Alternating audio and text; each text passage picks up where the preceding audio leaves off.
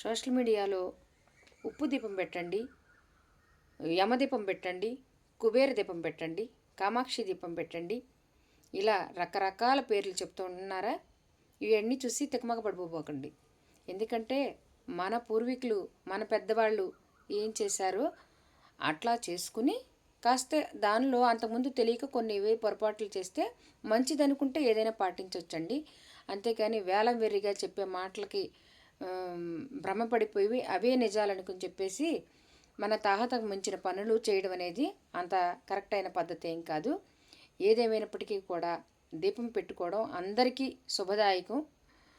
ఆ శ్రీ మహాలక్ష్మి స్వరూపం దీపం అంటేనే. ఆ దీపాన్ని పెట్టుకుని మనకిష్టమైన దైవాన్ని ఆ దీపంలో ఉన్నట్టుగా ఆవాహనం చేసుకుని నమస్కరించుకుని అందరూ శుభంగా ఉందాం, వెర్రెత్తిపోకుండా ఉందాం.